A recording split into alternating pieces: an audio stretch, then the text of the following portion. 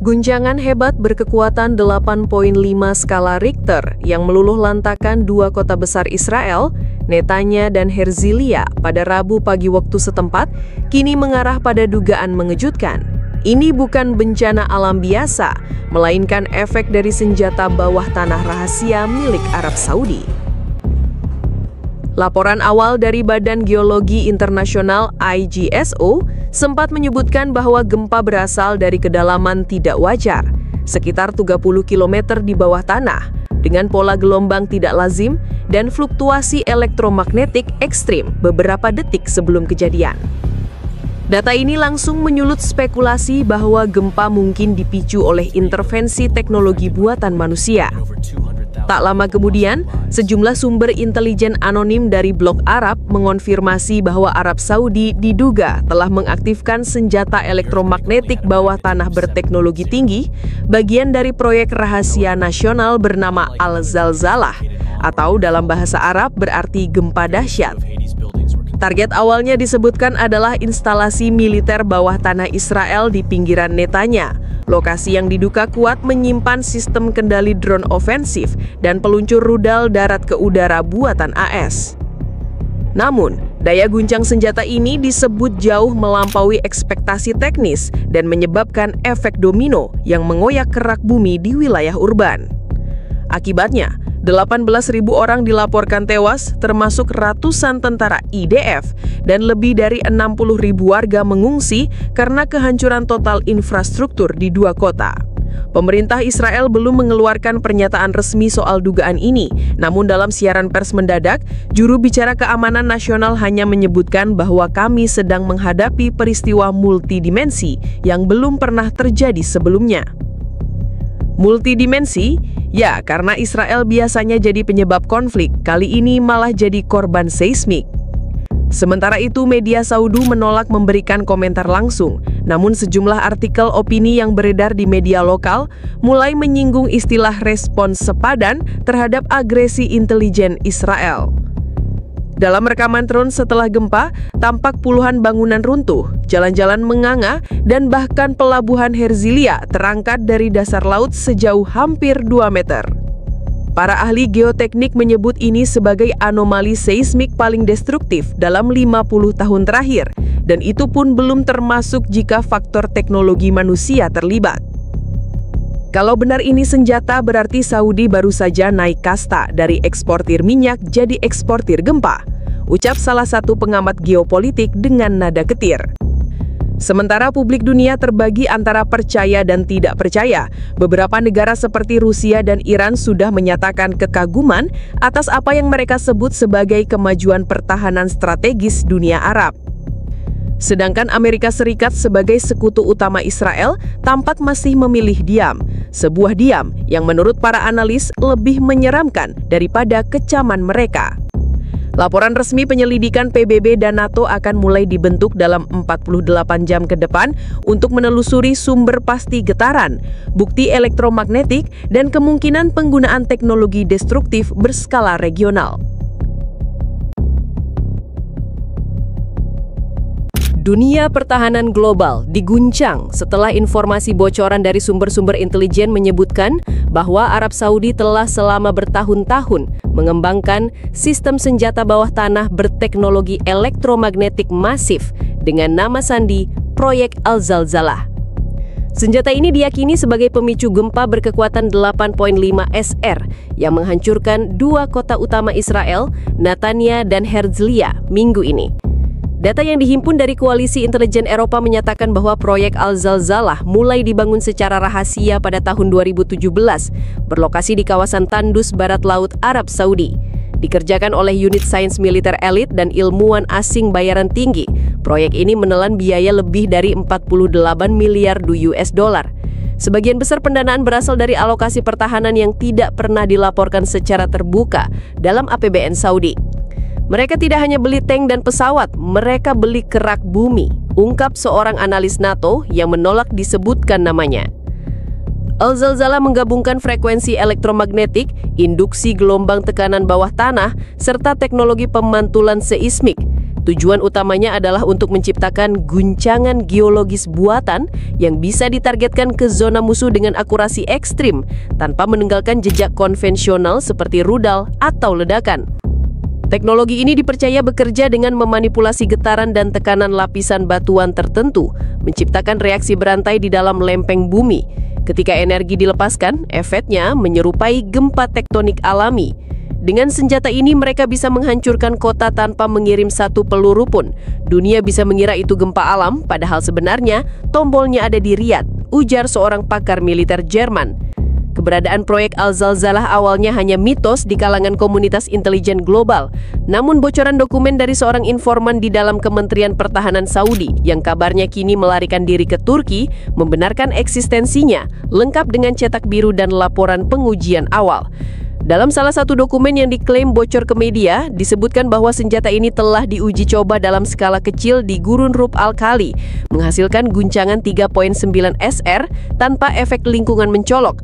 Namun penggunaan skala penuh, seperti yang terjadi di Israel, ternyata menghasilkan resonansi geologis di luar prediksi. Senjata ini bukan hanya mematikan, tapi juga angkuh. Ia tidak hanya menghancurkan kota, ia meninggalkan jejak sejarah geologis, kata seorang peneliti gempa bumi dari Jepang. Reaksi global terus berkembang. Negara-negara Timur Tengah diam-diam menyatakan kekaguman, sementara blok Barat terlihat semakin khawatir akan dampak strategis jangka panjang. Jika satu negara bisa memanipulasi bencana alam, maka konsep pertahanan tradisional bisa jadi usang. Yang biasanya disalahin Tuhan, sekarang bisa jadi perbuatan manusia. Kalau ini diteruskan, jangan heran kalau besok-besok ada tsunami yang ternyata buatan tetangga, ujar seorang pengamat dari Universitas Oxford. Sementara itu, pemerintah Arab Saudi masih bungkam secara resmi, namun sinyal simbolik mulai muncul. Dalam pidato terbaru putra mahkota Mohammed bin Salman, ia menyebutkan bahwa stabilitas kawasan membutuhkan kekuatan setara untuk menjaga keseimbangan. Banyak pihak menilai ini sebagai bentuk konfirmasi tidak langsung bahwa senjata tersebut memang benar ada dan telah digunakan. 2 hari setelah guncangan dahsyat mengguncang wilayah Netanya dan Herzliya, kondisi di lapangan menunjukkan pemandangan yang lebih buruk dari perkiraan awal. Tim penyelamat dari IDF, Israel Defense Forces, dan unit SAR internasional menyebut situasi ini sebagai zona kehancuran total yang menyerupai perang nuklir skala kecil. Ribuan bangunan runtuh, termasuk fasilitas vital seperti rumah sakit, pusat perbelanjaan, sekolah, hingga stasiun pemantau cuaca. Lebih dari 18.000 korban jiwa telah terverifikasi, dengan ratusan lainnya masih tertimbun di bawah puing-puing bangunan yang rata dengan tanah. Jaringan listrik terputus total, air bersih langka, dan komunikasi hanya bergantung pada satelit darurat milik Amerika Serikat. Kami tidak siap, bahkan sistem peringatan gempa pun tak sempat bunyi, karena ini bukan gempa biasa, ini sesuatu yang lain, ujar Lior Ben Ari, Kepala SAR Israel dalam wawancaranya dengan Channel 12 News. Beberapa warga yang berhasil diselamatkan menceritakan bagaimana tanah tiba-tiba seperti meledak dari dalam, merobohkan gedung-gedung tinggi seperti potongan Lego. Video amatir yang tersebar di media sosial menunjukkan apartemen setinggi 30 lantai di Herzliya runtuh secara vertikal hanya dalam 5 detik. Bukan cuma bangunannya yang runtuh, kepercayaan mereka pada dominasi militer juga ikut ambruk, sindir seorang netizen asal Lebanon dalam unggahan yang viral. Lebih dari 60.000 warga kini mengungsi ke wilayah pesisir utara dan selatan, tidur di tenda-tenda darurat tanpa kepastian kapan bisa kembali. Pemerintah Israel menetapkan status bencana nasional dan meminta bantuan dari PBB serta negara-negara sekutu.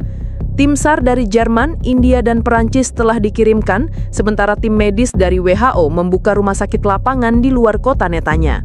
Presiden Israel, Isaac Herzog, dalam pidato terbuka menyatakan bahwa negaranya kini sedang menghadapi ujian kemanusiaan dan pertahanan yang belum pernah terjadi sebelumnya. Namun kritik juga muncul dari oposisi yang menyebut pemerintah terlalu sibuk mempersiapkan operasi militer luar negeri dan lupa memperkuat pertahanan dalam negeri terhadap ancaman non-konvensional. Selama ini Israel sibuk membangun Iron Dome di langit, tapi ternyata kehancurannya datang dari dalam tanah, ujar seorang kolumnis di surat kabar Haaretz. Analisis awal menunjukkan bahwa struktur bangunan di 2 kota tersebut memang belum siap menghadapi gempa berkekuatan besar, terlebih jika sumbernya berasal dari teknologi tak terdeteksi radar. Beberapa gedung modern memang dibangun tahan gempa, namun standar desain Israel hanya mempersiapkan hingga kekuatan 6 SR dan tidak memperhitungkan adanya serangan geoteknik buatan. Kalau gempa ini benar buatan manusia, maka kita sedang bicara tentang senjata generasi baru yang bisa mengacak-acak kota tanpa perlu invasi militer, kata Dr. Amir Cohen, ahli pertahanan sipil dari Hebrew University. Situasi ini juga mulai menimbulkan ketegangan sosial. Warga Yahudi ultra-ortodoks di beberapa distrik menyalahkan pemerintah sekuler karena menentang kehendak Tuhan. Sementara kelompok nasionalis ekstrim menyalahkan Iran dan Hizbullah meskipun belum ada bukti keterlibatan langsung. Mereka panik, bingung mau nyalahin siapa. Musuhnya keburu hilang ke dalam bumi, kayak main petak umpet dimensi, ujar seorang analis di saluran berita Arab. Satu hal yang pasti, kehancuran di Netanya dan Herzliya tidak hanya memukul infrastruktur, tapi juga moral nasional. Warga Israel kini dihadapkan pada realitas bahwa pertahanan militer dan teknologi canggih mereka ternyata masih bisa dikalahkan oleh getaran misterius dari bawah tanah. Getaran berkekuatan 8,5 SR yang menghancurkan Netanya dan Herzliya kini tak hanya mengguncang daratan Israel, tapi juga menimbulkan guncangan diplomatik di markas Perserikatan Bangsa-Bangsa, PBB, dan markas NATO. Dunia internasional mulai menuntut penjelasan atas satu pertanyaan besar. Apakah ini gempa bumi murni atau senjata baru buatan manusia? Sekretaris Jenderal PBB, Antonio Guterres, dalam pidato darurat di Dewan Keamanan menyebut insiden tersebut sebagai peristiwa luar biasa yang memerlukan transparansi total dan penyelidikan global. Ia juga menambahkan bahwa penggunaan teknologi destruktif untuk menciptakan bencana geologis buatan akan melanggar seluruh tatanan hukum internasional. NATO secara resmi telah membentuk satuan investigasi teknis gabungan yang melibatkan ahli seismologi, fisika militer, dan pakar elektromagnetik dari 12 negara. Mereka akan dikirim ke wilayah Israel serta titik-titik observasi seismik di perbatasan Timur Tengah.